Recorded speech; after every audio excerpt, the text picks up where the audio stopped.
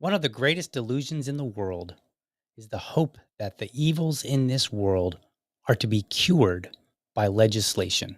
Thomas Reed, American attorney, author, and parliamentarian.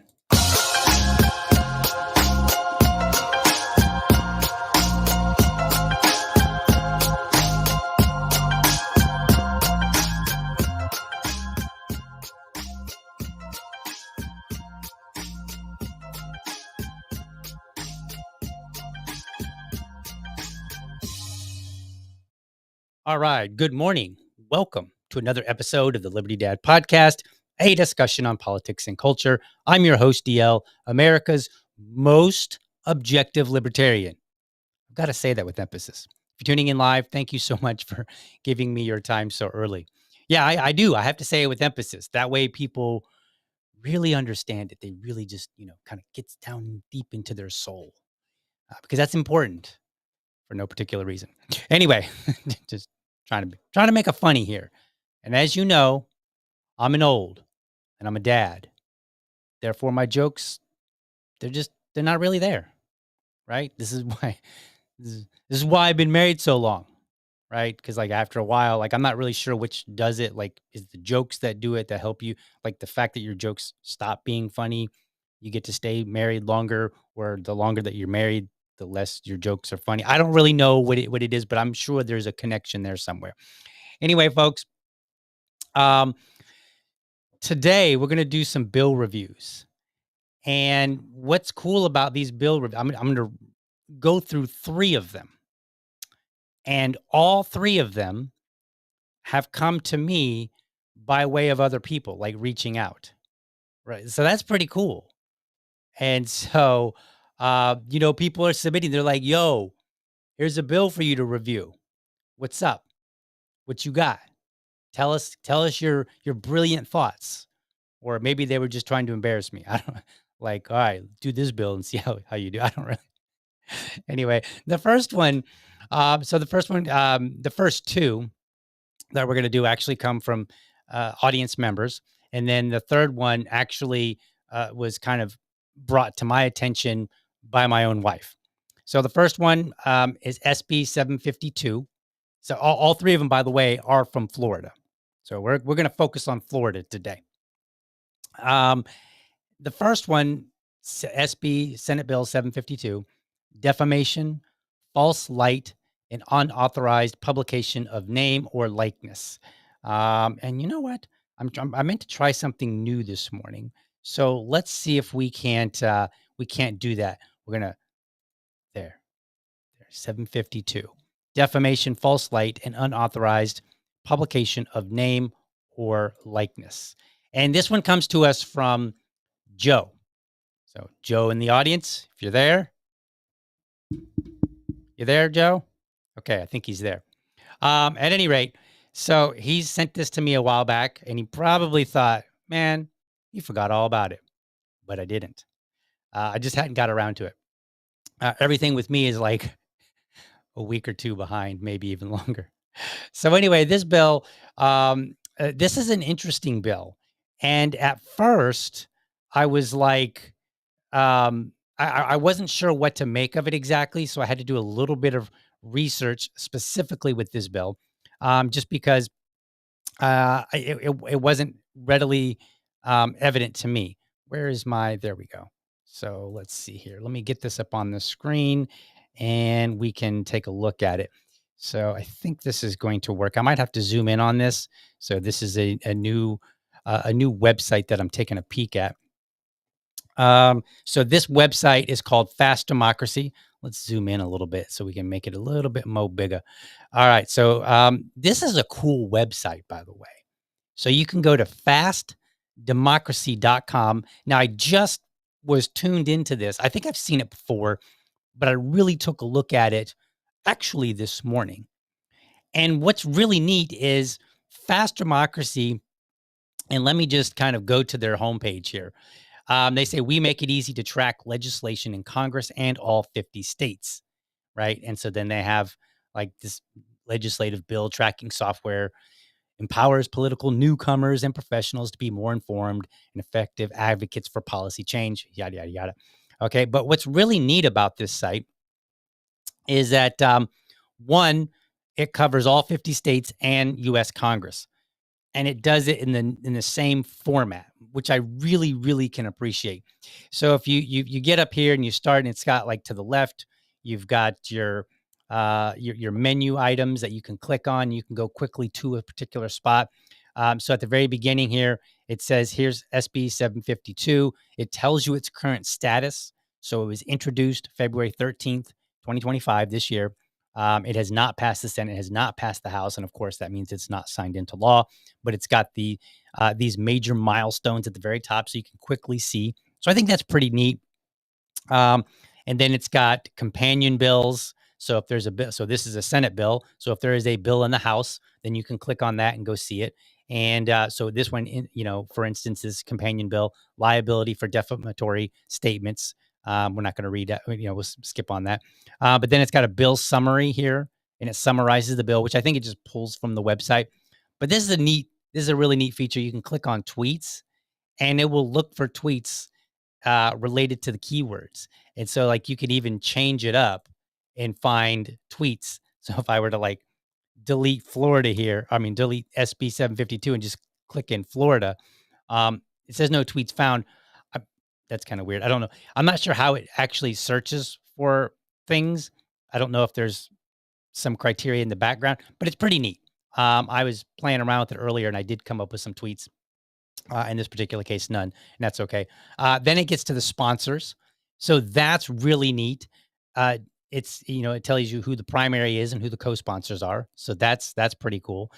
News, so it's got news links. So if you're just curious about like what is the news telling you about this, they've already found bills. I'm sorry, news items related to this particular bill, and then they link to them. This is like such a cool, it's like everything compacted right here in one little spot. Let's see, we go down votes, and it's nice and visual here. So it's got like, here we can see that for this particular bill, March 12th, they had a vote in the Senate Judiciary, and that vote was 8 yes, 2 no, 1 other, which I would have to look into, but I assume that means like somebody was absent, or either they were absent or maybe they didn't vote, right? They abstained. Then on the 25th, they had a Senate Commerce and Tourism Committee vote, and it was favorable. So 6 yeses, 3 nos, and 0 others. And that's the way that the bills go through, right? Like before they actually get to the House or the Senate for a full-on vote, they go through committees. And so then we look here and we can see the actions. All right. And it's got it listed from the most recent to the latest, to the most recent going back. So March 26th, it's now in the Rules Committee. And one of the things that you'll find out if you do some research is that the Rules Committee can really determine whether or not a bill ends up getting to the floor for a full vote. So you can go back and you can see all the different places that it went. Bill text. So it's got links to the bill itself so that you can read it. And it's got some document links and stuff. So that's pretty cool. And then the sources. So here's from the Florida Senate. So this is a pretty cool website, and I encourage you to start using it because, as far as I can tell, it's actually a really neat site to use. So let's talk about this bill. I'm going to try to pull up the actual bill itself up on the screen here. So give me just a moment as I kind of reconfigure here. And let's see here. We are looking for this one. Yes, there we are. And bada bing, we're going to be doing this. And then let's see here. There we go. Perfect. All right. So there we are. I have not adjusted this. I've made myself a little bit bigger. So now we're not be able to see all the text on the screen necessarily, but I'll try to zoom in a little bit there. All right, so I think that's going to be sufficient. We're in this particular bill. We don't have to read a whole lot anyway. But this is a bill entitled "An Act Relating to Defamation, False Light, and Unauthorized Publication of Name or Likeness." Now, initially, when I read this, I was like, I'm not really sure what the issue is here, but I've highlighted a few points, and then I'm going to pull up a website and we're going to take a look. So it says, for the purposes of this section, this is an addition now. So it's underlined. So we're adding to a statute. And this particular bill is 4 pages long. For purposes of this section, if such an article or a broadcast has been published on the internet, the article or broadcast must be permanently removed from any website over which the newspaper, broadcaster, or periodical has control within the time period provided in paragraph 2A in order to limit recovery to actual damages as provided in this section. So what are they talking about? So if you go back up a little bit here, and I'm not going to read it, but if you go back up here, this is part of this the legislation that says, hey, like it's under 770.02, correction, apology, or retraction by a newspaper or broadcast station. So they're talking about defamatory statements. So if a statement has been made that's been determined by the courts to be defamatory, a website, and again, they got it listed here, an article or a broadcast that's been published on the internet, the article or broadcast must be permanently removed from any website over which the newspaper, broadcaster, or periodical has control within the time period. So they give a time period. So imagine for a moment that I make a statement. Let's say that I call out a particular member of Congress and I say they have been engaging in some sort of activity, and then they go to court and they say, hey, the court has ruled that is not true, right? And I don't have a really good example, but just kind of work with me for this. Then what they can do is they can reach out to everywhere that statement has been made and say, you need to pull down that whole broadcast or article, right? So, because it says the article or broadcast must be permanently removed, like the whole thing, if it's in there. And I was like, and then at first I was like, it's kind of, I kind of didn't quite understand this at first. And that's because I really wasn't putting this into context. Because if you just read the additions, it may or may not make sense. You have to read the whole thing. And then it goes on, it says, if an owner or licensee or an operator described in subsection 1 publishes a defamatory statement on the internet with no knowledge of falsity of the statement and thereafter receives notice that such statement has been found in a judicial proceeding to be false, or receives notice of facts that would cause a reasonable person to conclude that such statement was false, and the owner, licensee, or operator fails to take reasonable steps to permanently remove the statement and any related report from any website over which the newspaper, broadcaster, or periodical has controlled the continued appearance of such statement or report on such website after the notice is deemed a new publication for purpose of the statute of limitations, and the owner, licensee, or operator is not entitled to a fair reporting privilege for such new publication. So, what does all of that mean? That's a lot of mumbo jumbo there, right? What I read that as, if I make a statement about somebody, and let's say it's going around, so a lot of people are talking about it, and then a court of law determines that that statement is false, then that person can basically go and dig up every statement, every broadcast, every website that has it published, and that now becomes a new that becomes a new, what did they call it here? Remove statement. What's it? Where is it here? A new publication. So even if I make it beforehand, right? So I make it on Monday, they rule on Friday. The following Monday, my statement is considered brand new. So it's basically considered after the fact. That's how I'm reading this. Now, I could be wrong because, I'm not a lawyer, but I like to think that my reading skills are pretty solid. And so I'm looking here and I'm like, wait a minute. Now that I'm digging into this, I'm like, whoa, you're going to consider it a new statement after the fact. And so therefore, it would be the same as if one person made a comment, a defamatory comment, it went to court, the court ruled it, and then later people were repeating it brand new for the first time on a website, it would be treated just like that. Like, whoa, whoa, you can't say that. It's already been determined, but it's going to be considered brand new. And so you won't be able to fall back on it and say, well, this person said that before it went to court. That won't matter. It'll basically be like, we ruled it, and then you said it even though we've ruled it. And so that's kind of chilling. And what kind of helped me out in doing some research was of all places, the ACLU. So let's take a look at what they had to say. Let's go back here. There we are. And we can go to this page here. So let's do it. Yeah, here we go. So transition there. Yeah, you know what's funny about the ACLU is that 20 years ago, I was a diehard conservative, and I'm not criticizing conservatives particularly. I'm just telling you where I was. And I generally considered the ACLU as a bit of an enemy. And like, oh man, those people are always protecting the bad guys. Now I actually look at it and I'm like, in some ways, I'm like, you probably aren't protecting rights hard enough. Now I don't look at it like you're protecting the bad guy because I recognize that in protecting the bad guy, you protect the good guy later.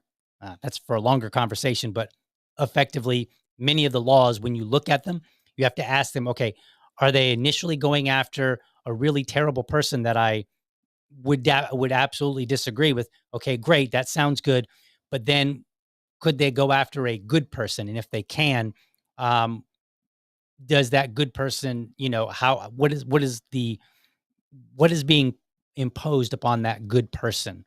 Like, do they have to go out of their way to defend themselves, so on and so forth? And that's kind of like a good way of measuring whether or not we should be defending that bad person or defending against a law or whatever. So anyway, here's what they said. Let's zoom in on this a little bit here so that you guys can see it. Let's see here. Is that good? Yeah, I think that's good. Perfect. Okay. All right. So March 12, 2025. This article is titled Senate Judiciary Committee Passes Bill Seeking to Limit the Freedom of the Press. All right. Today, the Senate Judiciary Committee passed Senate Bill 752. It would make it significantly easier for politicians to sue and prevail on defamation claims against members of the press who publish articles online. The bill exposes media outlets to unlimited damages if they do not permanently remove online articles within a strict and arbitrary time frame. It eliminates the statute of limitations and removes long protected freedoms that have allowed the press to effectively serve. They don't get everything entirely right, but let's just play pretend here.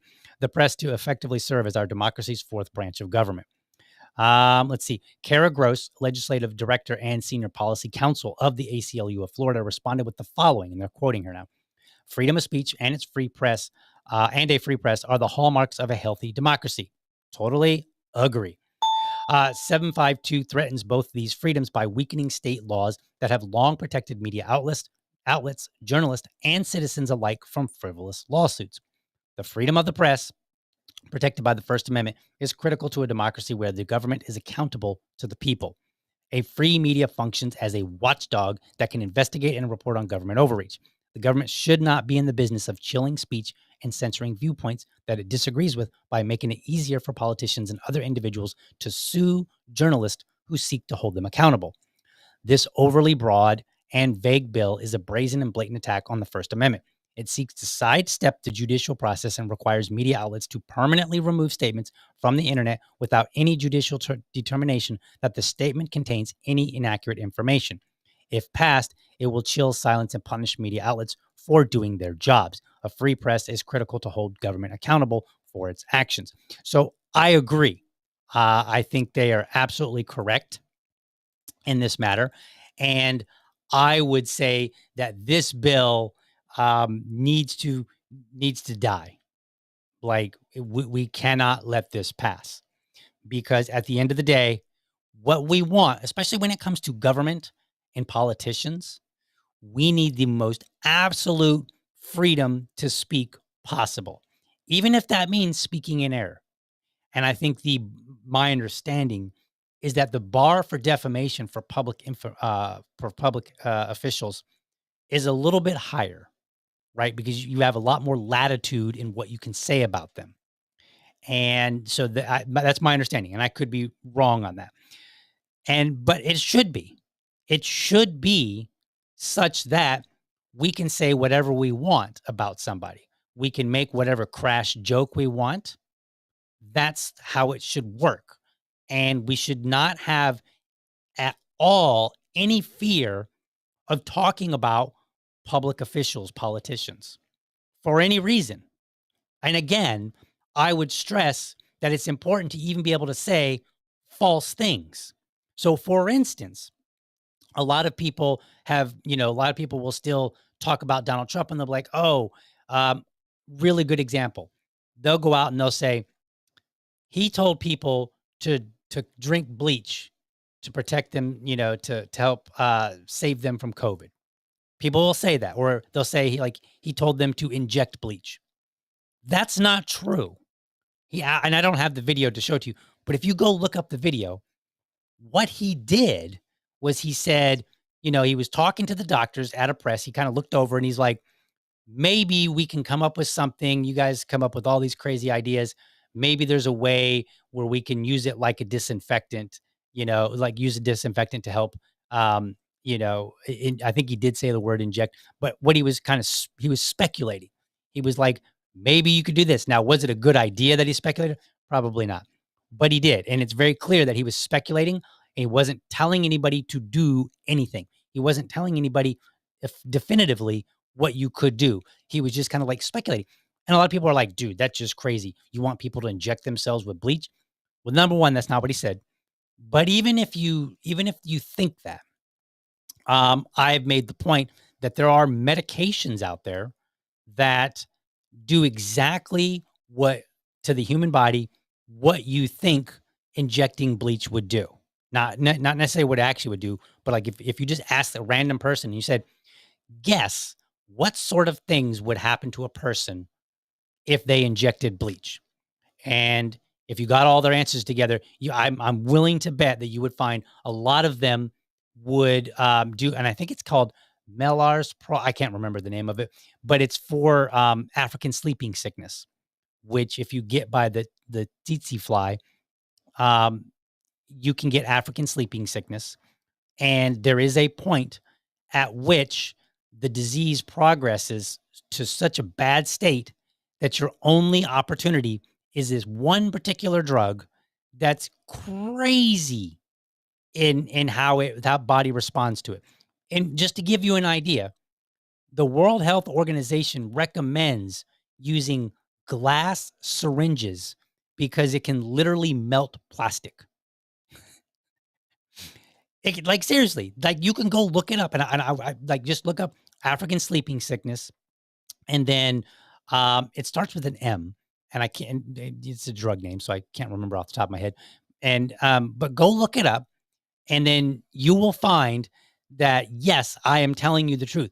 So, and I'm not trying to rehash that particular story. I'm just trying to point out, like, if he had said that, right, and a lot of people went on, or not if, but when he said that, then a lot of people went on to go, "Oh, the president's, telling people to drink bleach and blah blah." They shouldn't be able to be sued for that, in my opinion, right? Even though they're saying false things, because what they're doing is they're presenting their perspective of like, what did he say? So it's like this fine line of saying, well, that's basically what he said. Like that's how people understand it, right? So there's this fine line on the freedom of speech. Like he didn't technically say that, but the way people reported on it is a way that a lot of people actually understood it to mean. So in a sense, they're not wrong because they're making this interpretation of his words and then they're spreading it, even though I think they're doing it falsely, right? But they shouldn't be. But then okay, like he says that the media reports on it. Then maybe Trump decides he's going to go after them, and um, then he can force all of everybody who's ever said that to take down their content. Well, what does that do in the future? Well, the next time that you hear a politician say something and you're like, well, what he's really saying is, you're going to have to think twice. because you could be sued. You could have all your content removed. And do you want that? No. Like, you want to be able to speculate. You want to be able to say, well, what they're really trying to say is, what that really means is, that boils down to, right? Like, that's what you would be chilling in the speech area. And as somebody who tends to be very free speech absolutist, I mean, there's no such thing as a complete absolutist, right? Because that would mean any speech goes. And from my perspective, I say, well, pretty much most any speech. I mean, if it's a credible threat, then no, you don't have the right to say that. Like, if you say, I'm going to kill you, I'm going to get my gun right now, and then you start walking back to your house, that sounds to me like a credible threat, right? And so, yeah, like, I like, in that particular case, that's a contrived example, and I wouldn't use that in terms of legal punishment. But what I'm saying is, like, that becomes a legal credible threat. And so therefore the other person can act on it, right? Or if violence breaks out a few minutes later, you might be held accountable for those words that you said, you know? And so it might be like, well, you did go back and get your gun. You came back and then you guys got in a fight. Then you shot him. So it's kind of looks like you did this somewhat intentionally. You had time to think about it, right? So you see where you see where we have to, like, when it comes to free speech, I'm pretty absolutist, but not entirely. And so you can be held accountable for your words, but I want that accountability to be when it comes to an actual threat, or when it comes to, a threat that leads into something, then you be held accountable. But you don't need to be held accountable if you're just commentating on the news and you're offering your perspective. I would support, legally speaking, support everybody that said, "Hey, Donald Trump said to inject bleach." Now I roll my eyes at him and I go, "You guys totally butchered that and you got it entirely wrong." But they're free to do that. They're free to say, "I think what he was really saying was this. I think it boils down to this." Because that's part of a healthy society where that person can say, well, I believe that he said this. And then I can come along in Podcastistan and I can say, no, I think you're a fool. That's not what he was saying. Let's walk through this. Let's play the video. Let's parse this out. Right. And then I can use my freedom of speech to combat your freedom of speech. And then you, the audience, if I've made a good case, you can go, yeah, that deal's correct. And that Fred over there, who's over here talking about how Trump wants you to inject bleach, he's totally full of it. Right. So that's my version of free speech. And I feel like this particular bill, it would put a clamp down on it, because now it's going to force people to to kind of be silent and to be reserved about their true feelings. But I want people's true feelings. Why? Here's another reason for it. If I'm allowed to give you my true feelings, I'm allowed to give you my perspective as is, with really limited amount of retaliation from somebody else, then that means you have a better idea of whether or not you want to support me and you want to support the content that I'm putting out. So if I'm consistently, exaggerating and being hyperbolic, and somebody else comes along and points out how I'm acting crazy and talking like nonsense, or you just figure it out by watching, then you can say, yeah, I don't, everybody can just move away and go watch somebody else. And then I have no viewers, right? Or they can just make fun of me relentlessly. Be like, man, that DL, he's, he's always wailing and gnashing his teeth and then talking crazy. And, and so therefore my reputation in society could be negative based on my speech. So this is, to me, the antidote to that. We don't need legislation. We already have sufficient legislation that says if you publish something and you harm somebody's livelihood, and they can prove it, then you can be punished. For that, I'm generally okay with it. Like, if I say something, and let's say podcasting was my job, if I say something and it's an error, and you go out and you sue me, right? Because I've said something in error, like I said, I'm trying to think. let's just, since Joe is the one who presented this bill to me, let's say that I go out and I defame Joe, and it causes Joe to lose his job. And let's say it's wrong. Let's say I'm totally wrong on it. Let's say I accuse him of saying something, and then his work finds out, and then they're like, "Yeah, we got to let you go." Well, he can come and sue me and say, "Dude, you caused me to lose my job, and you weren't even telling the truth." That I'm okay with, right? Because that's actual damages to somebody. But he's also a private citizen. Now, if you're a politician, that's an entirely different ballgame, and I think we should have even more latitude to speak about you. So that's where I stand on this bill. I think this bill should just be dumped in the trash.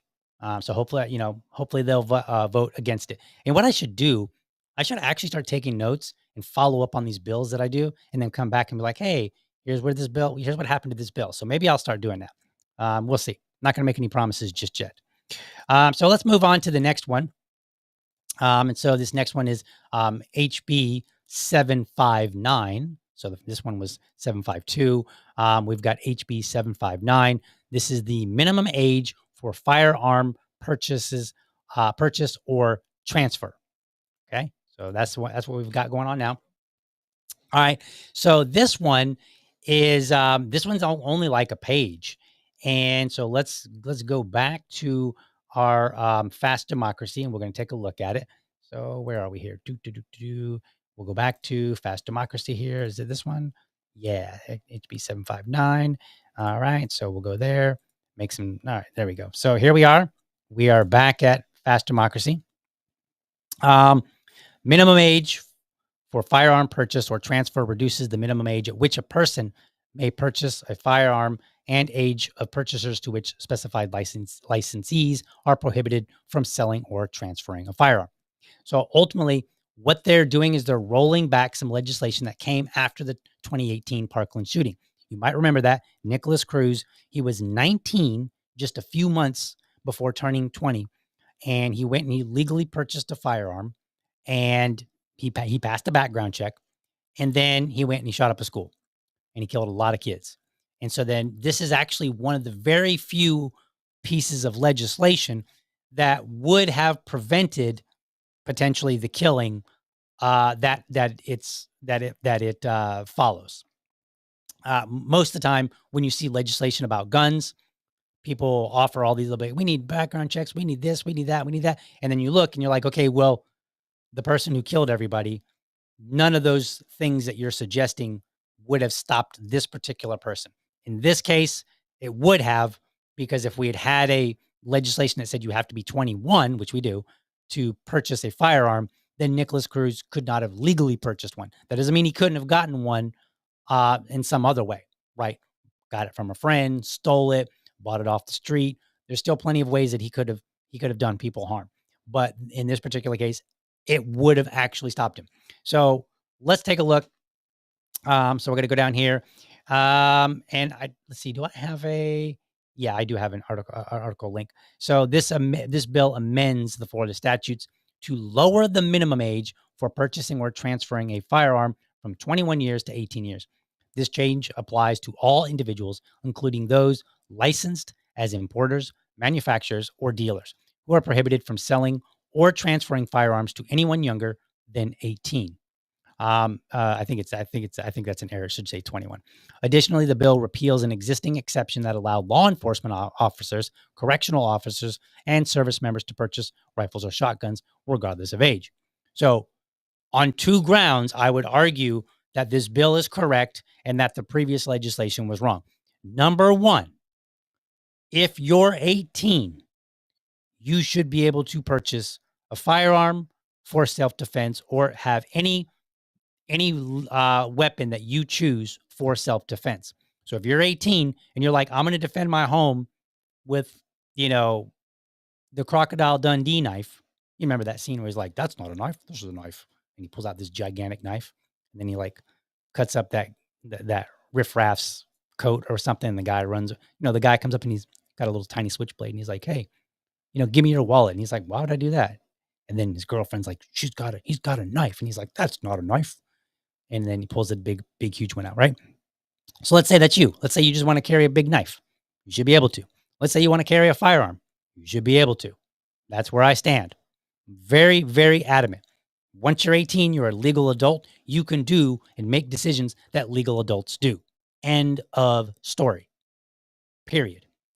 Like, and I think that once you're 18, legally speaking, you should not be prohibited from doing anything that a legal adult can do. Anything. Nothing. You can buy cigarettes, you can buy alcohol, you can sign a mortgage, you can sign up for the military, you can do whatever you want at the age of 18 because you are a legal adult. That doesn't mean you're a mature adult, and that time frame varies, right? But you are still a legal adult. Now, if private businesses, like let's say there's a gun store and they said, look, we don't sell to anybody that's not 21 because we think you need a few more years to mature. That's cool. I have no issue with that. But not on a legal basis. So that's the first issue that I have. The second one is that they give an exception to law enforcement officers and correctional officers, basically law enforcement and military. So if you're part of the military, if you're a law enforcement officer, then you're exempt. But the problem is, as far as I'm concerned, that is treating people differently. The law should not be doing that. The law should not say, oh, because you signed up to eat donuts and drink coffee, therefore you are more responsible than somebody who drinks water every morning or just sits at home and drinks coffee and eats donuts, right? Like, to me, there's no distinction. And we've seen plenty of bad officers. This happens all the time. And some of those officers, many of those officers are significantly older than 21. So just the pure fact that you're an officer doesn't make you somehow more responsible. And we've had officers shoot people and they get away with it and we raise hell, right? Because for long reasons. But basically they get protected. They got qualified immunity. They got all these, so as far as I'm concerned, all we're doing here is playing pretend. We're like, oh, well, these guys are just different. No, number one, they're protected. They were already protected in ways that the regular citizen is not protected. So for instance, there's I'm trying to think of his name. It was the guy in Arizona. He was a pest control. Somebody in the comments might remember his name specifically, but he was a pest control guy, and he was back in his. He traveled for business, and he was in a hotel, and then somebody said they saw something. Police went up. He had been drinking, I believe, and he's now like they get him out, and he's on the floor, and he's crawling, and he's crying, and he's drunk or inebriated. And he's like, please don't shoot me. Please don't shoot me. And the officers are like, demanding that he crawl forward or something like that. And then he goes to pull up his pants and they shoot him dead. Right. And I think the officer in that case was like suspended, but then brought back, I think. I might be wrong on that. But the point is he didn't go to jail. Okay. And the man was clearly not a threat. I mean, he was inebriated. He was on the floor. He's crying. He's begging not to be shot. And then he goes to pull up his pants because he's crawling on the floor where I think he was wearing sweatpants and his pants were coming down. And the thing here is when there's an issue with police and citizenry, what I do is I look and I say, what would a reasonable person expect from another person? So I put myself and I'm like, if I'm crawling on the floor, begging an officer not to shoot, am I thinking of every single thing that might cause his itchy finger to pull the trigger? No, I'm not. I'm thinking, gee, I don't want to die. Oh no, my pants are falling down. Let me at least pull my pants up, because it would be normal for a person to try to pull their pants up. We live in a society where we keep our pants on, right? And we might like to think that an officer can tell, oh, you're just pulling your pants up. I get it. I'm not going to shoot you for that. But that's not what happened. Anybody in a comment tell me who that is? Man, I just can't remember his name. But anyway, I'm sorry. I'm sorry to the gentleman there. He's since passed away, but I apologize not remembering your name. I should remember it. So for me, the idea of treating officers differently, and that's just one case. Like I could spend the next hour talking about case after case after case where an officer unnecessarily shot somebody or harmed somebody and they should be punished. And in very few cases, in my opinion, not enough, they weren't. So for me, on the grounds of number one, you should be able to defend yourself when you're 18 with whatever weapon you choose or not. That also means if you choose not to have a firearm or not to have a big knife, right? Like fine, like you can make that choice. It's up to you. But because you own yourself, you have the right to direct what your body does, defend your body, consume what you want, don't consume what you want, so on and so forth. So from my perspective, this law was already like, and I get it. We get very emotional when we talk about the Parkland shooting because a lot of kids died and it was a very horrific thing. But that doesn't change the fact that every individual has a right to self-defense. Not to mention, by the way, and I don't want to rehash everything, but the killer in that particular story had a long history of mental health issues. So I'm like, the least of your worries is the fact that he was under 21. The bigger worry is that what is it about our system that didn't get this guy the help he needed properly long before he went and he murdered a bunch of people? Because that was a big problem. So because we basically had systemic failures in other areas, we basically said, okay, well, let's make a law that limits people from defending themselves. And then let's carve out an exception for officers, even though we know that being an officer in itself does not necessarily make you a better person with a firearm, right? It doesn't make you a more disciplined person. Mistakes are still made all across the United States. Sometimes they're very egregious and they end in somebody's death, right? Sometimes, they're minor. You just detain somebody and maybe you slap them around, which is wrong. It's immoral. It's just not the same as shooting somebody and killing them. So it varies, but at the end of the day, you are not necessarily more trustworthy than a regular citizen just because you're an officer. There are plenty of bad officers to look at. So for me, that exception was garbage, and they need to remove it. So will this bill go through? Actually, it won't. So here's an article. We'll talk about it real quick because I think this is kind of interesting. This comes from Orlando Weekly. So let's pull that up here. There we are. Zoom in a little bit. Florida Senate unlikely to reverse gun buying age law following FSU shooting. Now, this headline is a little misleading. Let's go into it. Days after a mass shooting at nearby Florida State University, the state Senate appears poised to scuttle a controversial proposal that would allow people under age 21 to buy rifles and other long guns. Senate Rules Chairwoman Kathleen Passidomo from Naples said Monday her committee won't take up a House measure that would lower the minimum age to 18. Now, okay, that sounds like it's related to the shooting, but here we go. Passidomo said that the decision against taking up the House bill was made before the shooting Thursday at Florida State University that killed 2 people and injured 6 others. By the way, this bill, I forgot to tell you, this bill comes to me from David. So thank you, David, so much for sending this bill to me.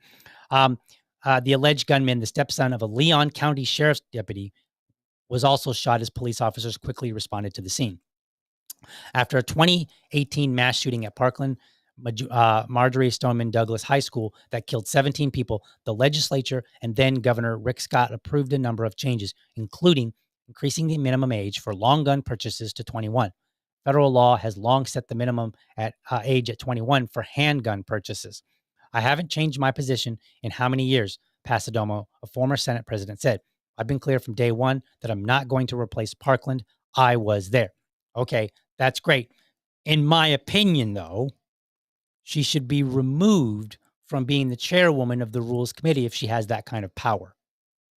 Because let's think about this for a second. We have a House, we have a Senate. We, the citizens, vote for these representatives. So if I want a representative to champion a bill, to sponsor a bill, or I want my representative to co-sponsor a bill that's being sponsored, I should be able to reach out to them and say, look, as your constituent, I want you to support this bill. And then if enough people do that, then you, in theory, have sufficient number of people in the House and or Senate of Florida, the Florida House, the Florida Senate, that are willing to either vote for or against a bill, right? Because I could say, hey, I see there's a bill being proposed. I don't like this bill. I can reach out to my representative and say, no, don't vote for that. Vote against it. I'm sorry, not don't vote for it, but vote against that bill, right? And then that person is supposed to be my representative, and they can basically take a tally and say, what do my constituents want? How do they want me to vote? That would be the proper way to do this. The proper way is not for somebody who just happens to have authority in a committee to prevent a bill from getting to the point where it can be voted on. So I think that, because it says here, the Rules Committee plays a key role in determining which bills make it to the Senate floor. The legislative session is scheduled to end May 2nd. So this bill's unlikely to pass because it's not even going to get to a point where it can be voted on, because you've got one member who's holding it up. So one member gets to determine whether or not my representative can even vote on a bill. So I think, and this is not a new thing. This is how it works. I think we need to, have some changes in the process, but I think the people need to be aware of it. Now, this particular issue, is this one going to be the one that brings it? Probably not, because the gun debate is very lively. But here's something interesting. The House on March 26th voted 78-34 to repeal the law that increased the minimum age for long gun purchases to 21. If the Senate does not take up the bill, this would be the third year in a row the House has approved such measures with the Senate not passing them. Third year in a row that you've got some of my representatives that have voted in favor of it, and then one person holding it up and saying, yeah, no. Like, that's unacceptable. So as far as I'm concerned, throw her ass out. You don't, if that's, the House has already voted yes. That means, presumably, those 78 votes are following what their constituents want, and the 34 votes are also following what their constituents want.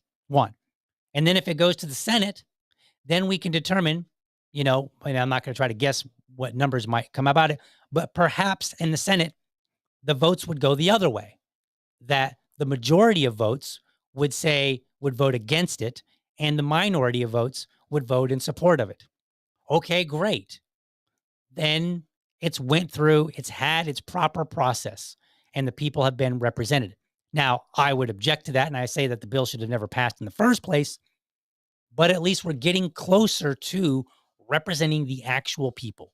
So I think in this particular case, it highlights some problems with our system. And that problem is that you have one person that can hold up the way our system is supposed to work, which is representation. Okay, that's where it works. And you can even take this as far as taxation without representation, in a sense, right? What they say is, if you want people to do more of something, get away from, don't tax it. If you want people to do less of something, tax it, right? Kind of in a sense. Well, you're not really taxing per se, but you are limiting my freedoms, and I'm not represented in that. You follow me? Maybe that's a little bit, I might be stretching it on that one. That's okay. But anyway, that's where I stand on those two laws.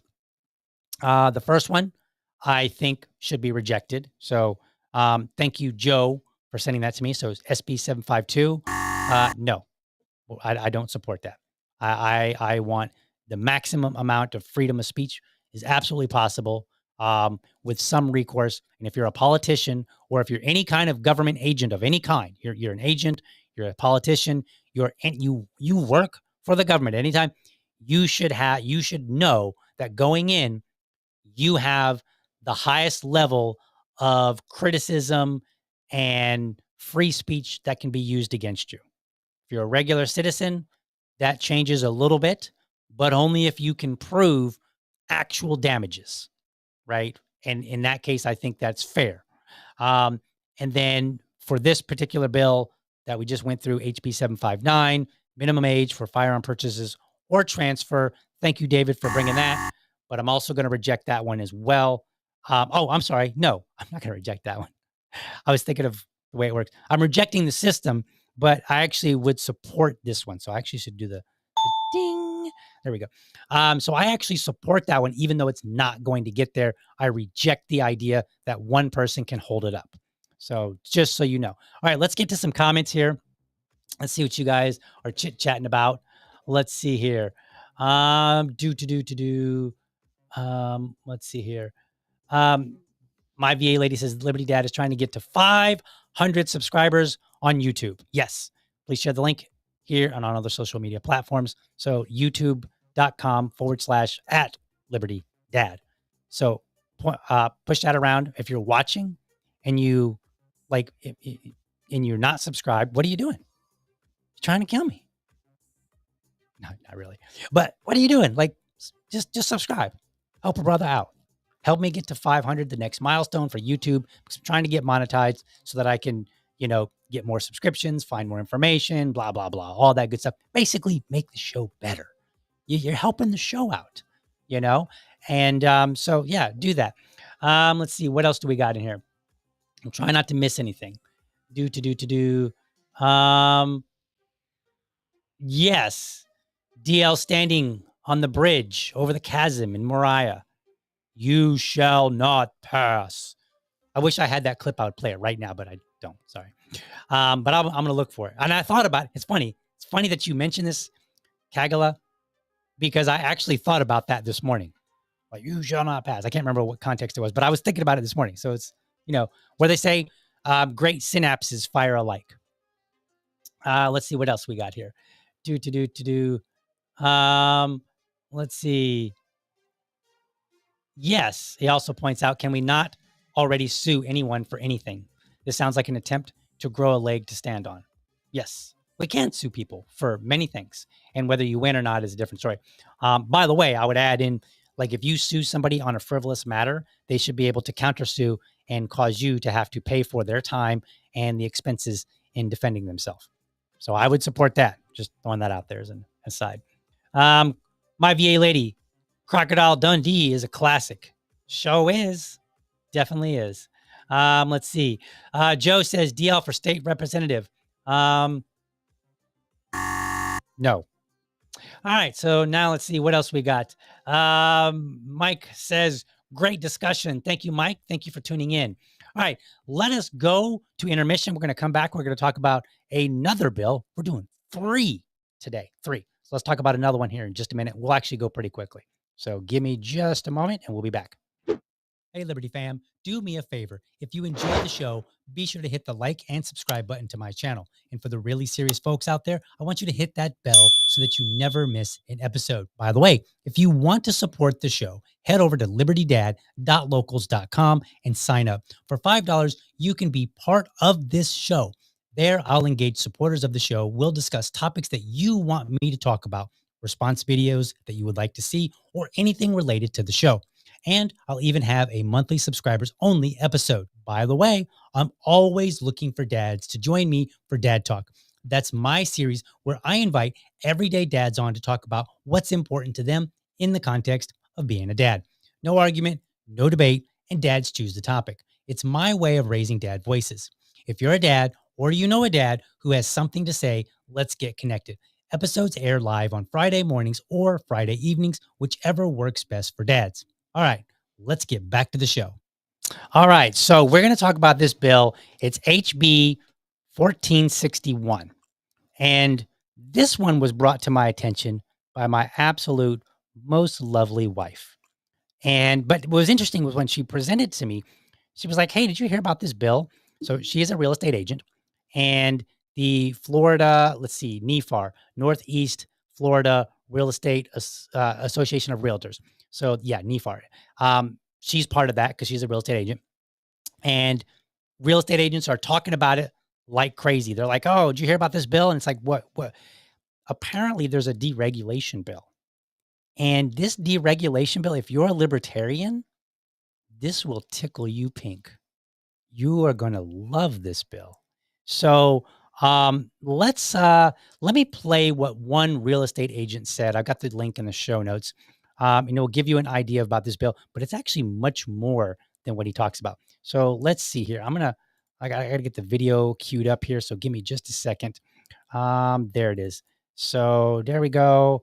And let's play this bill. Why is the state talking about getting rid of the Florida Real Estate Commission? And the short answer is that deregulation. They're attempting to deregulate a lot of different industries in Florida. But in my opinion, this goes way too far. 320,000 real estate agents. That's a lot of real estate agents, no doubt about it. And in there, you are going to have some bad actors. Every profession has bad actors, whether that's attorneys, doctors, etc. But there's usually somebody overseeing these industries to make sure that those people can't continue to operate in a professional manner. And real estate is no different. So I can't stand the idea of this happening. Sure, I'm all about trying to make government efficient, those types of things, but we are not doing that properly by taking away what FREC stands for. FREC is only 7 members who get to exercise these powers. Those members are appointed by the governor and they serve a 4-year term, but that can also be renewed. So if this particular bill goes to the House vote, passes the House, it then would need to go to the Senate and ultimately be signed by the governor. Now, since the governor is the one who appoints these people, I don't know. And Governor DeSantis has not come out and said one way or another if he supports this bill. And so we, as the general public, general pop, don't understand what the reasoning is behind this. It's not something that he has stood behind and is pushing forward. And it's also not something good for the industry, and it's not something good for the general public. So I don't understand it. I hope that it doesn't get passed. We need that type of regulation when it comes to real estate, because we're just talking about, it's the biggest asset that people can typically buy or sell in their lifetime. And if we have people who are doing illegal activity with no repercussions out there, that's going to be a major problem for the reputation of the real estate industry, but it's also going to be a bad thing just for people in general. I don't like it. Okay. So he's obviously against it. I found several other real estate agents that were totally against it. And at first, when my wife presented to me, I was like, oh, it's a bill related to the real estate community. Of course, they're going to be very interested in it. But then as I looked into it, it's actually a massive deregulation bill in a sense. So let's take a look at what we can find here. Let's go over to, here's the good. All right. So here's this article again over on Fast Democracy. Is introduced in February. Here's the deal. It says industries and professional activities renames, removes, and redesignates specific boards, commissions, and councils established with DPBR. That's the Department of Business. I always forget how. Department of Business and Professional Regulation. Changes office locations of certain divisions, and then it goes on and so forth. But the main part is specified boards, commissions, and councils. It's either renaming them, removing them, or redesignating them. So let's take a look at this article over here. So this is an article. Florida's push to cut licensing oversight draws realtor pushback. It would dismantle multiple supervisory boards, including the Florida Real Estate Commission. A sweeping deregulatory bill in Florida that would dismantle dozens of professional oversight boards, including the Florida Real Estate Commission, cleared a second state House committee on Tuesday, drawing sharp criticism from realtors. Here's the interesting part. HB 1461 was originally introduced on February 28th by Representative Taylor Michael Yarkowski, a Republican representing Florida's 25th district. The legislation did not originally propose the elimination of FREC, but a 389-page amendment filed April 7th added the controversial provision. That's all I can read because I'm not a paid subscriber. Okay, so let's go take a look.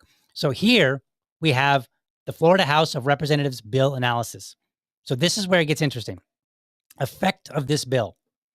This bill repeals the following boards, commissions, and councils within the Department of Business and Professional Regulation, and shifts the authority for such boards, commissions, and councils to DBPR. So here's what it affects. Because initially I thought, oh, this is just real estate agents. Board of Pilot Commissioners, Florida Board of Auctioneers, Regulatory Council of Community Association Managers, Board of Employee Leasing Companies, Florida Building Code Administrators and Inspectors, Board of Professional Engineers, Board of Veterinary Medicine, Board of Accountancy, Florida Real Estate Commission, Barbers Board, Board of Cosmetology, Board of Architecture and Interior Design, Board of Landscape Architecture, Construction Industry Licensing Board, Electrical Contractors Licensing Board, Board of Professional Geologists, Drug Wholesale Distributor Advisory Council. And then those ones are going to be shifted to DBPR. And then these ones will be shifted to the Department of Agriculture and Consumer Services, DAX, Board of Professional Surveyors and Mappers, Pest Control and Fire Enforcement Advisory Council, Motor Vehicle Repair Advisory Council, Agriculture Economic Development and Project Review Committee, Babcock Ranch Advisory Group. So you've got like tons of entities that are literally just going to be like, poof, you're gone. And now all your responsibilities go into DPBR or DAX. And so the reason, normally on a bill that's like hundreds of pages long, I would be like, for serious? But because this one is touching so many things, it actually makes sense.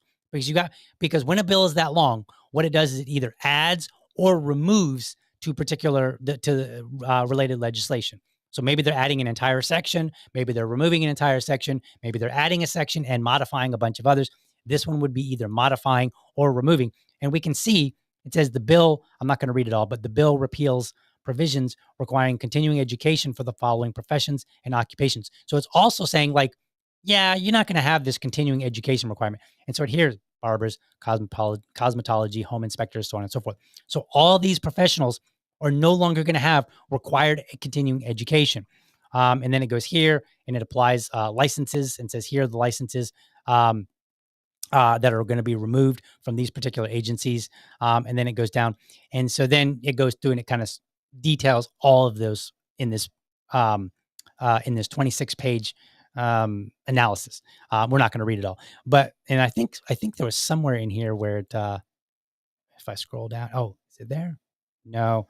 So okay. So you can see on the screen here, it's touching a lot of statutes, but there was somewhere, and I lost sight of it, but there was somewhere where it listed every single statute that it affects, and it was pretty amazing to look at. Let me see if I can try to find it real quick. I thought it might be, let's see here. Let's go down to the bottom. So they've had 2 votes on it, 11 yes, 4 no, 4 other, 12 yes, 3 no, 0 other. And these are in subcommittees. So it looks like it's got some momentum.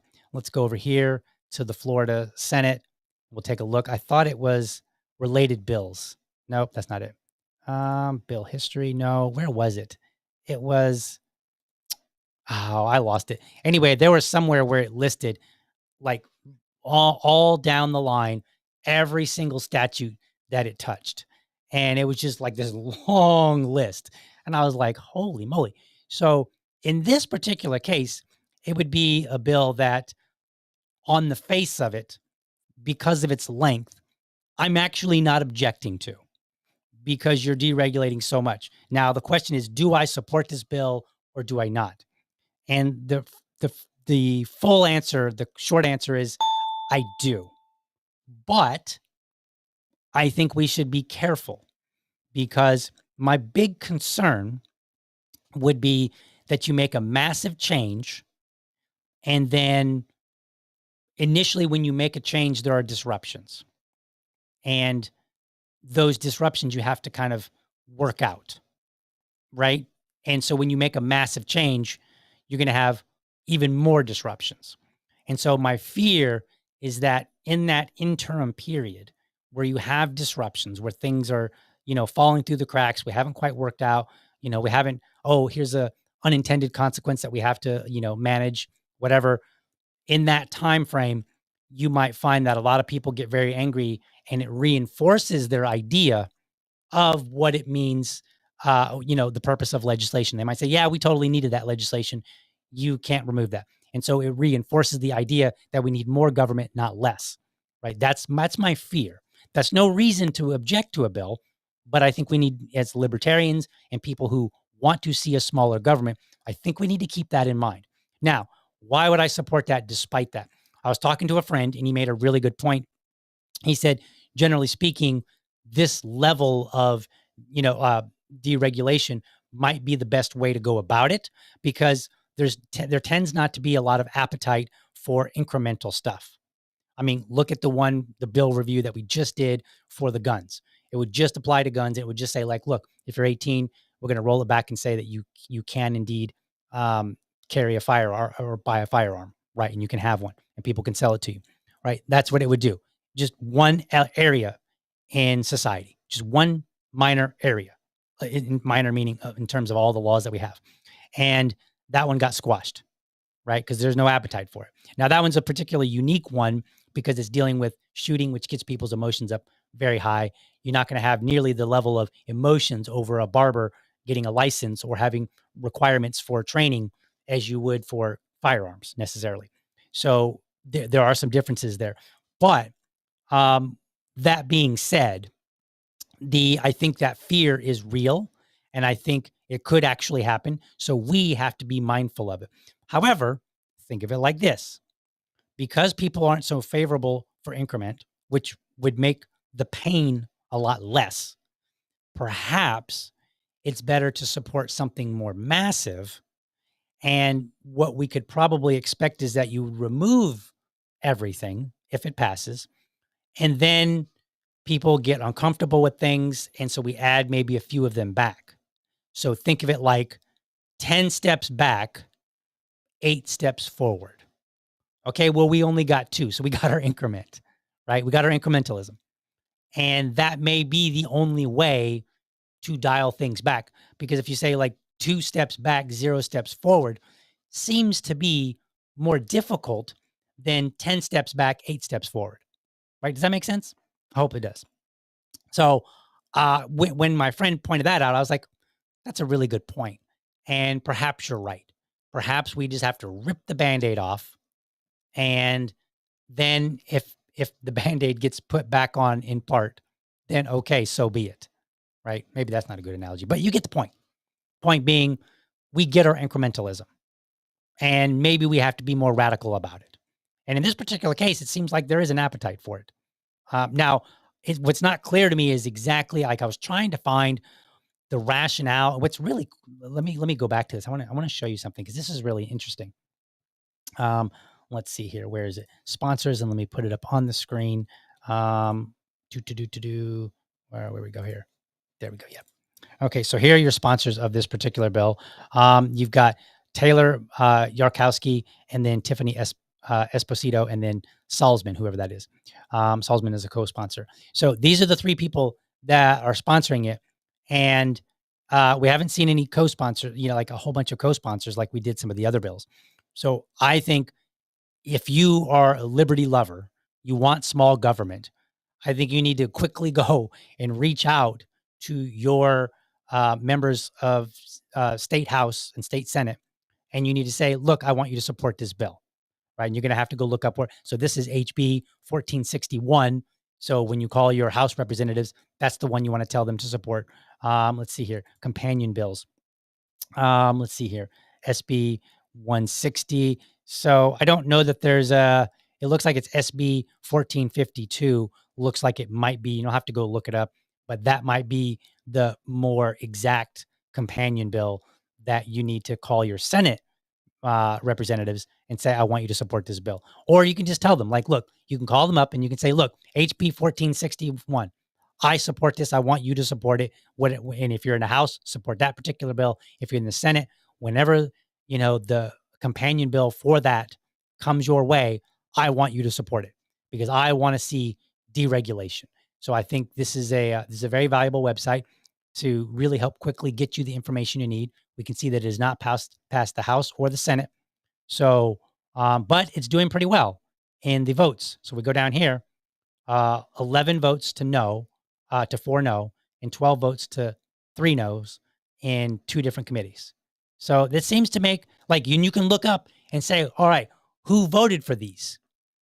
And then you can see where they are in the state house, the state senate.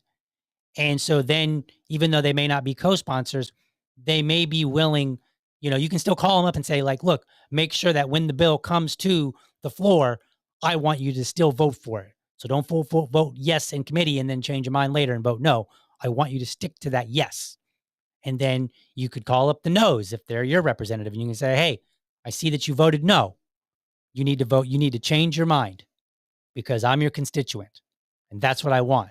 And if it's somebody else that's not, one of these people that are in any of these committees, then call them up and say, when you get an opportunity, vote yes. Or if you oppose it, tell them to vote no. I say you should vote yes for this because I think that we are far better off with much less regulation. Now, the big concern, just to address the real estate agents. Now, for starters, I just want to put this out there just in case anybody, my wife has no opinion on this. Okay. She doesn't really care about politics. And unless it directly affects her specifically, she doesn't generally take a position on things. So I'm speaking entirely on my own self, completely apart from her. I think that number one, DPPR, they could probably do this job. The idea that you need professionals, I think, is unnecessary. Like you can still have them, like I keep wanting to say DPB, like PB and J, DBPR. They could easily just say, we're going to hire somebody. We're going to bring somebody on as an advisor, right? Like they could do that same thing. And so they could reach out and say, all right, this person here is an advisor. When we have a question, we will ask them their thoughts and we will get, knowledge and insight from somebody who's in the business. So I think this idea that like, oh no, we've got to have our own special committee, I don't think that's necessary. And there's argument whether or not these committees have really been doing their job in the first place. And then there's arguments about whether or not DBPR would be able to do as good of a job or better. And so it's like, okay, well, if the committees aren't doing such a good job, then DBPR probably wouldn't do any better. And so it might make the situation worse. And so one of the arguments that I saw that people were pointing out, they were like, engineers tend to work closely with insurance companies. And there were some arguments that saying like engineers have made claims to insurance companies that they've used in determining their insurance claims that some people felt were incorrect and they should be held accountable for because they had no basis for that claim. I don't particularly know that to be true, but that's what I've seen some of the arguments about. But again, like that's already happening. So clearly the committee that, or, the entity, it didn't prevent that. It didn't stop these negative things from happening, but it probably added more bureaucracy in our government. And this seems to be driven by this wave of Doge love. So I welcome it because I'm like, look, let's reduce government as much as we can. And then and I'm not an anarchist, so I'm not entirely opposed to government. So I would say, let's reduce it as much as we can. Like I would go from a beach ball to a marble. And then we can rationally look and say, do we need this entity? Do we need somebody here doing this? Or can the market take care of it? So how would the market take care of the FREC, right? The Florida Real Estate Committee or whatever it's called. How would they take care of it? Well, you could have NEFAR have their own, and then they can just spread it around and say, make sure you get a NEFAR approved agent. And if they're not a NEFAR approved agent, you're getting a crappy agent, right? They could say that. I mean, probably dress it up in a little bit nicer language, but they could basically say the same thing, right? They could basically be Consumer Reports. Or you could have some other entity that comes out and they can grade agents. And so then some consumer could go to their website and say, Fred Jones is going to be my agent. Let's go look at him. And you could go to this third party and you could see, oh, it looks like Fred Jones has made, this many transactions, or this is how many complaints that he's had to, the government or just in general or whatever. You can have, like, think of it like Amazon. Amazon, I go and I look for a product, right? Like I got this USB thing on my desk. So I got this USB thing here, right? And I look, let's say I look at it and I'm like, oh, it's only $5. That's great. I'll pay that. But then I can look at the reviews, and the reviews might be pretty outstanding. And like people say, yeah, it works perfectly. Everything I needed. Okay, great. Or the reviews might be mixed. And I might see that a lot of people were complaining about how it randomly doesn't work. Okay, well then now I can take that into account before I purchase it, which I've done. I have literally purchased things and I said, it seems like a few people have complained, but more people seem to be happy with this. So I will go ahead and purchase this exact thing, right? You could do the same thing for real estate agents. Somebody could say, I just want to look up and see about this agent really quickly. What's their reputation like from this third party consumer reports like entity, right? Have they been approved? Did they go to the training, right? And you could say like, oh, this real estate agent goes to all of the training. They've never had a complaint. They've sold this many houses, right? Whatever information's there. And then you could determine and say, yeah, I'm good with that. I'm good with giving this person my business with this person helping me make, a huge financial decision. And I think that would work out well. So you can actually have it. And I think this is the point that libertarians tend to miss when we're talking about deregulation.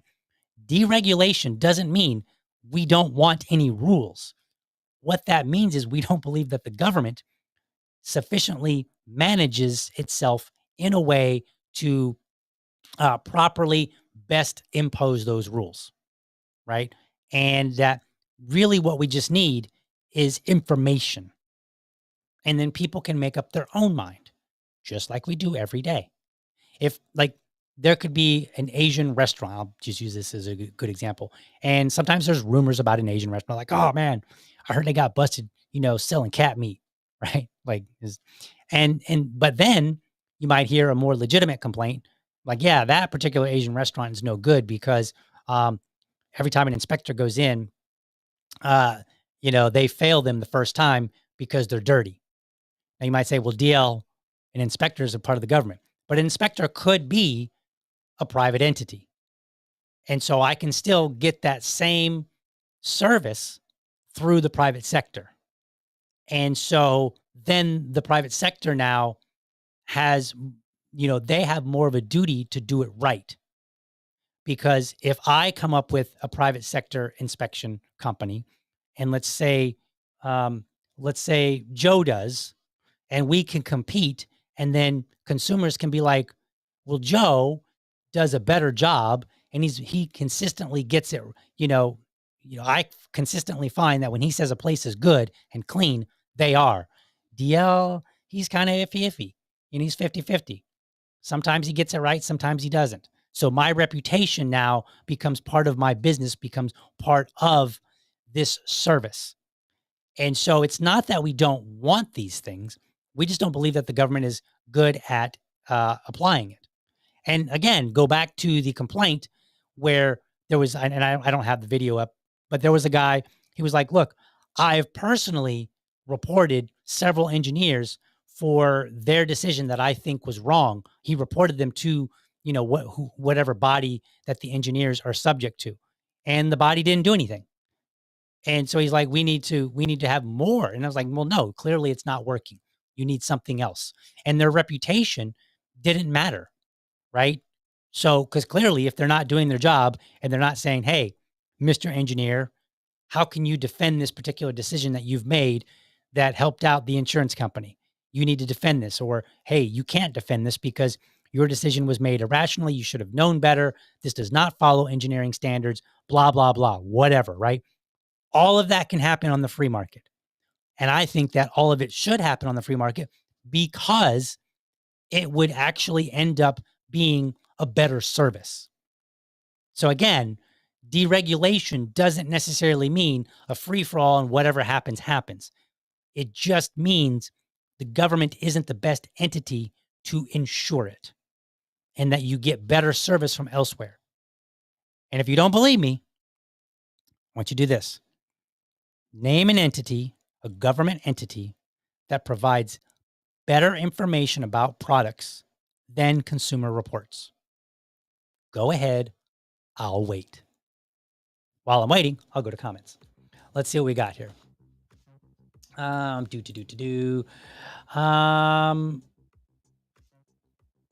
Good question. My VA lady asked, how can Liberty champions submit a bill for you to review? If you're on social media, if you're on X, you can tag me, you can DM me. It's the only time you're allowed in my DMs, okay? I'm a married man. So don't be jumping in there talking about like, I think you're cute. I know I am. Doesn't matter. But you can submit bills. Totally. That is how the 2 bills previously were submitted to me, was through DM. So just message me. If for whatever reason we're not following each other or whatever, and you can't DM me, then just tag me and say, hey, DL, here's a bill that you should do. And it doesn't have to be from Florida. If you're watching from California and there's a bill in California you want me to check out, let me know. If there's a national bill, at the federal level that you want me to check out, let me know. If you're on Facebook, you can just ping me. You can tag me on Facebook, right? You can message me, and then there you go. That's how you can do it. So, and I encourage it. The more the merrier. Let's see what else.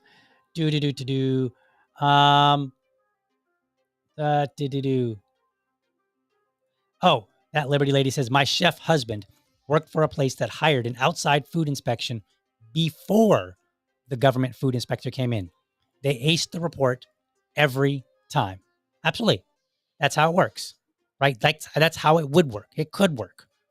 You just simply, like the free market heavily relies on reputation, especially if that reputation comes at making money.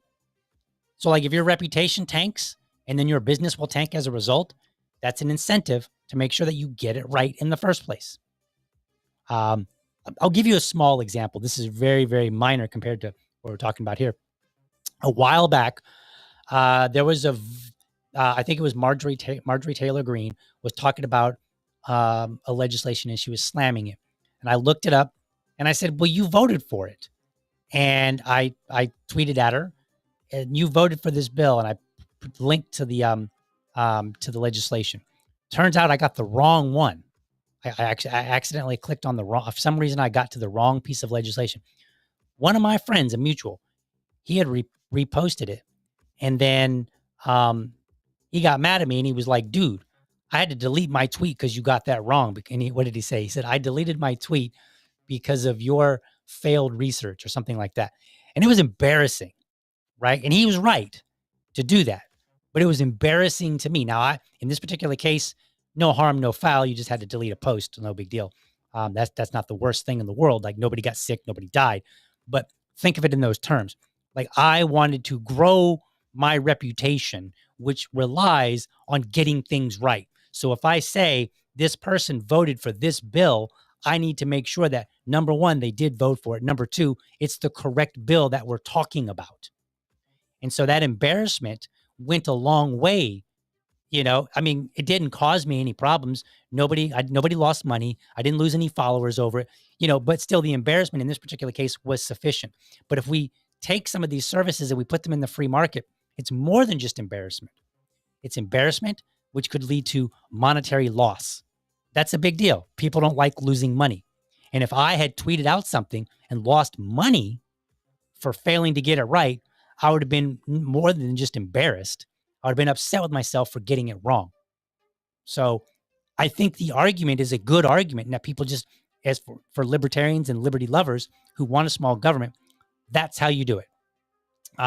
You defend it and you say, like, look, these organizations already exist and they operate better. And in this particular case that we saw, they hired this outside firm. This outside firm comes in. They probably have standards that are higher than the government. So if you pass them, then you have no worries about passing the government inspection. And what that ultimately means is you don't need the government because you've already got somebody that's got a higher bar to get over. Let's see what else we got. Don't you have an email? Yes, you can send an email if you have a bill review to Liberty Dad Podcast, not Liberty Dad Pod. That's my X handle. LibertyDadPodcast@gmail.com. So you can send that. Let's see. Kagela says some reputations are undeserved, good or bad. there is a transitive property to trust. Listen to the people you already trust. There's that too. That is true. And in some cases, like think of it like this, like it can get complex, but I think still doable and easy. You could have an entity. Their job is to come and inspect restaurants, food places, food organizations and entities, whatever. They come in and pass that inspection. Then you can have somebody who's a foodie. Maybe I'm a food critic. And so I go out and eat at places, and then I do my food critique.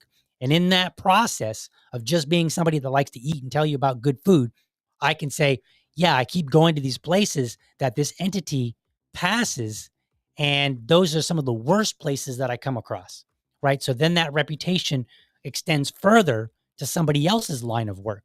And then if I'm that foodie, then if I start saying this place is good or bad, right? Particularly if I say it's good. If I say, man, everywhere I eat, I noticed that that place also had an inspection by ABC inspectors, and ABC inspectors consistently gives them a high rating, and I consistently find these places good. And then you go to those places and you find that they're terrible, if they're dirty. Now there's two reputations on the line. My reputation for reporting it, their reputation for reporting what they've found. And maybe they don't, maybe their inspections are less quality, whatever, right? So do you see how this works? This is the argument to make when you're trying to argue for deregulation. Deregulation, again, does not mean no rules. It just transfers the rules and the things that we might want elsewhere to hands that are going to be more incentivized to get it right. Let's see what else we got. I think that's all we've got for comments. Seeing none others, we will then close the show. Thanks for joining me. I will see you guys tomorrow. Let's see. Boom. Thank you for watching, and I hope you found this episode informative and inspiring. Be sure to catch me Monday through Friday, 7:30 a.m. for an informed discussion on politics and culture. Make sure that you're subscribed to my YouTube channel, or if you prefer my Rumble channel, you can go to youtube.libertydad.com, or you can go to rumble.libertydad.com. While you are there, let me know how I'm doing by leaving me a comment. You can also become part of the community by heading over to libertydad.locals.com. Remember, if you're a champion of liberty, your business is people and your product is liberty. I want you to have a great week. Catch you next time. But for now, I'm out.